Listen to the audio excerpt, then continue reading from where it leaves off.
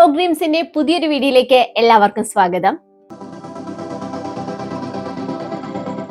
KTET, LPSA, UPSA പരീക്ഷകളിൽ വളരെ പ്രധാനപ്പെട്ട ഒരു വിഷയമാണ് സൈക്കോളജി അഥവാ മനഃശാസ്ത്രം. എന്താണ് മനഃശാസ്ത്രം? മനസ്സിന്റെ ശാസ്ത്രമാണ് മനഃശാസ്ത്രം. സൈക്കോളജി എന്ന പദം എങ്ങനെ രൂപപ്പെട്ടു എന്ന് നോക്കാം. സൈക്കെ, ലോഗോസ് എന്നീ രണ്ട് ഗ്രീക്ക് പദങ്ങളിൽ നിന്നുമാണ് സൈക്കോളജി എന്ന പദം രൂപപ്പെട്ടത്.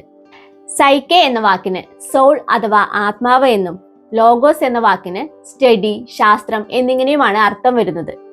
ഇപ്പോൾ നിങ്ങൾ കാണുന്നതാണ് ഇന്റർനാഷണൽ സിംബൽ ഓഫ് സൈക്കോളജി.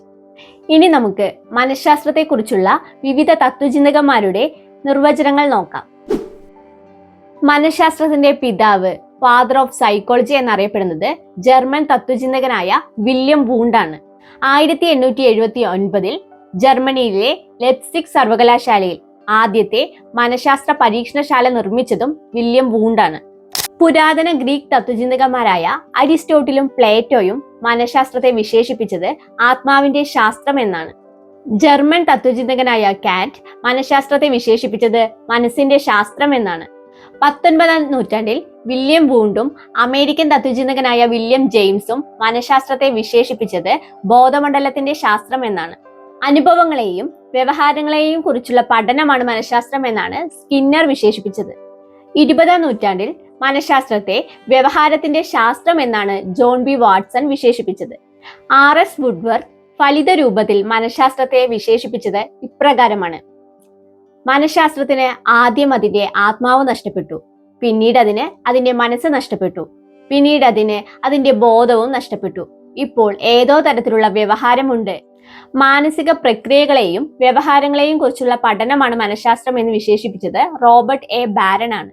പരിസ്ഥിതിയും വ്യക്തിയും തമ്മിലുള്ള പരസ്പര ബന്ധത്തെക്കുറിച്ച് പ്രതിപാദിക്കുന്ന ശാസ്ത്രശാഖയാണ് മനഃശാസ്ത്രം എന്ന് മർഫി അഭിപ്രായപ്പെട്ടു. മനഃശാസ്ത്രത്തിന്റെ നിർവചനങ്ങൾ എല്ലാവരും നോട്ട് എഴുതി പഠിക്കുക. ഇനി നമുക്ക് മനഃശാസ്ത്രത്തെക്കുറിച്ച് കൂടുതൽ കാര്യങ്ങൾ നോക്കാം. മനഃശാസ്ത്രത്തെ പ്രധാനമായും രണ്ടായി തരംതിരിച്ചിരിക്കുന്നു. 1. കേവല മനഃശാസ്ത്രം അഥവാ പ്യുവർ സൈക്കോളജി. 2.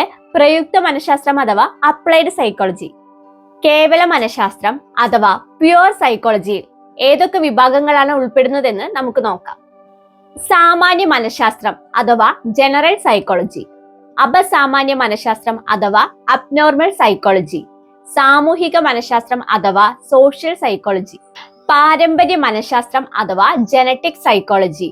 ശിശു മനഃശാസ്ത്രം അഥവാ ചൈൽഡ് സൈക്കോളജി. ശാരീരിക മനഃശാസ്ത്രം അഥവാ ഫിസിയോളജിക്കൽ സൈക്കോളജി. ഇനി നമുക്ക് പ്രയുക്ത മനഃശാസ്ത്രം അഥവാ അപ്ലൈഡ് സൈക്കോളജിയിൽ ഉൾപ്പെടുന്ന വിഭാഗങ്ങൾ ഏതൊക്കെയാണെന്ന് നോക്കാം. വിദ്യാഭ്യാസ മനഃശാസ്ത്രം അഥവാ എഡ്യൂക്കേഷണൽ സൈക്കോളജി. നൈദാനിക മനഃശാസ്ത്രം അഥവാ ക്ലിനിക്കൽ സൈക്കോളജി. വ്യാവസായിക മനഃശാസ്ത്രം അഥവാ ഇൻഡസ്ട്രിയൽ സൈക്കോളജി. സൈനിക മനഃശാസ്ത്രം അഥവാ മിലിറ്ററി സൈക്കോളജി. ഇതിൽ വളരെ പ്രധാനപ്പെട്ട ഒരു വിഭാഗമാണ് വിദ്യാഭ്യാസ മനഃശാസ്ത്രം അഥവാ എഡ്യൂക്കേഷണൽ സൈക്കോളജി.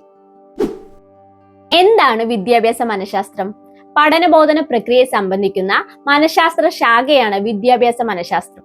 ഇനി നമുക്ക് വിദ്യാഭ്യാസ മനഃശാസ്ത്രത്തിന്റെ നിർവചനങ്ങൾ നോക്കാം. വിദ്യാഭ്യാസ മനഃശാസ്ത്രം വ്യത്യസ്ത മനഃശാസ്ത്ര ശാഖകളുടെ സങ്കലനമാണ് എന്ന് അഭിപ്രായപ്പെട്ടത് ഒസുബൽ ആണ്. ബോധന പഠനങ്ങളെ കൈകാര്യം ചെയ്യുന്ന മനഃശാസ്ത്ര ശാഖയാണ് വിദ്യാഭ്യാസ മനഃശാസ്ത്രം എന്നാണ് സ്കിന്നർ അഭിപ്രായപ്പെട്ടത്. പഠനത്തിന്റെ സ്വഭാവം, വ്യക്തിത്വ വികസനം, വളർച്ച, വ്യക്തി വ്യത്യാസങ്ങൾ, സാമൂഹിക ഗ്രന്ഥങ്ങൾ എന്നിവയെക്കുറിച്ച് പ്രതിപാദിക്കുന്ന മനഃശാസ്ത്രത്തിന്റെ ഒരു ശാഖയാണ് വിദ്യാഭ്യാസ മനഃശാസ്ത്രം എന്ന് E.A. പീൽ അഭിപ്രായപ്പെട്ടു. ഇനി നമുക്ക് വിദ്യാഭ്യാസ മനഃശാസ്ത്രത്തിന്റെ പ്രസക്തിയും പ്രാധാന്യവും നോക്കാം. പാഠ്യപദ്ധതിയും സിലബസും തയ്യാറാക്കുന്നതിന്, ക്ലാസ് റൂം പ്രശ്ന പരിഹരണത്തിന്, കുട്ടിയുടെ പ്രകൃതം മനസ്സിലാക്കുന്നതിന്, അധ്യാപന വൈദഗ്ധ്യം വർദ്ധിപ്പിക്കുന്നതിന്, വ്യക്തിവ്യത്യാസങ്ങൾ തിരിച്ചറിഞ്ഞ് ഇടപെടുന്നതിന്, വിദ്യാഭ്യാസ മനഃശാസ്ത്രത്തിലുള്ള ധാരണ വിദ്യാഭ്യാസത്തിന്റെ ലക്ഷ്യങ്ങൾ നിർണ്ണയിക്കുന്നതിന് സഹായിക്കുന്നു. അടുത്തതായി നമുക്ക് മനഃശാസ്ത്രത്തിന്റെ വ്യത്യസ്ത ചിന്താധാരകൾ ഏതൊക്കെയാണെന്ന് നോക്കാം. ഘടനാവാദം അഥവാ സ്ട്രക്ചറലിസം, ധർമ്മവാദം അഥവാ ഫങ്ഷണലിസം, സമഗ്രതാവാദം അഥവാ ഗസ്റ്റാൾട്ടിസം, വ്യവഹാരവാദം അഥവാ ബിഹേവിയറിസം, മാനസിക അപഗ്രഥനം അഥവാ സൈക്കോ അനാലിസിസ്, മാനവികതാവാദം അഥവാ ഹ്യൂമാനിസം, ജ്ഞാന നിർമ്മിതിവാദം അഥവാ കോഗ്നിറ്റീവ് കൺസ്ട്രക്റ്റിവിസം. ഇനി നമുക്ക് ഓരോന്നും വളരെ വിശദമായി നോക്കാം. ആദ്യത്തേത് ഘടനാവാദം. ഘടനാവാദത്തിന് തുടക്കം കുറിച്ചത് വില്യം വൂണ്ടാണ്. മനഃശാസ്ത്ര പരീക്ഷണങ്ങളുടെ പിതാവ് എന്നറിയപ്പെടുന്നതും വില്യം വൂണ്ടാണ്. ഘടനാവാദത്തിൽ ഉൾപ്പെടുന്ന പ്രധാന ഘടകങ്ങളാണ് സംവേദനം അഥവാ സെൻസേഷൻ, പ്രത്യക്ഷണം അഥവാ പെർസെപ്ഷൻ, സ്മൃതി, വികാരം, ഉദ്ദേശം എന്നിവ. ഇനി നമുക്ക് ധർമ്മവാദത്തെ കുറിച്ച് നോക്കാം. ധർമ്മവാദത്തിന്റെ ഉപജ്ഞാതാവായി അറിയപ്പെടുന്നത് വില്യം ജെയിംസ് ആണ്. ധർമ്മവാദത്തിൽ ഉൾപ്പെടുന്ന പ്രധാന ഘടകങ്ങളാണ് പഠനം, ഓർമ്മ, പ്രചോദനം, പ്രശ്നാപഗ്രഥനം എന്നിവ. അടുത്തതാണ് സമഗ്രതാവാദം അഥവാ ഗസ്റ്റാൾട്ടിസം. സമഗ്രതാവാദത്തിന്റെ പിതാവായി അറിയപ്പെടുന്നത് മാക്സ് തീമർ ആണ്. ഭാഗങ്ങളുടെ ആകെ തുകയേക്കാൾ മെച്ചപ്പെട്ടതാണ് അതിന്റെ സമഗ്രത എന്നതാണ് സമഗ്രതാവാദത്തിന്റെ കേന്ദ്രാശയം. ഒരു പ്രതിഭാസത്തിന്റെ സമഗ്രമായ അനുഭവമാണ് പ്രത്യക്ഷണത്തിന്റെ അടിസ്ഥാനം എന്ന് അനുശാസിക്കുന്ന സിദ്ധാന്തം കൂടിയാണ് സമഗ്രതാവാദം. പ്രമുഖ ഗസ്റ്റാൾട്ട് സൈക്കോളജിസ്റ്റുകളാണ് കോഹ്ലർ, കാഫ്ക, വെർത്തീമർ എന്നിവർ. അടുത്തത് വ്യവഹാരവാദം അഥവാ ബിഹേവിയറിസം. വ്യവഹാരവാദത്തിന്റെ ഉപജ്ഞാതാവ് ജോൺ ബി വാട്സൺ ആണ്.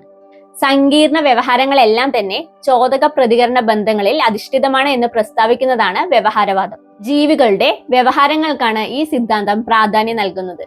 പഠനം എന്നത് ചോദകവും പ്രതികരണവും തമ്മിലുള്ള അനുബന്ധനമാണ് എന്ന് വാദിക്കുന്ന ഒരു സിദ്ധാന്തമാണ് വ്യവഹാരവാദം. അടുത്തത് മാനസികാപഗ്രഥനം അഥവാ സൈക്കോ അനാലിസിസ്. മാനസികാപഗ്രഥനത്തിന്റെ പിതാവായി അറിയപ്പെടുന്നത് സിഗ്മണ്ട് ഫ്രോയിഡ് ആണ്.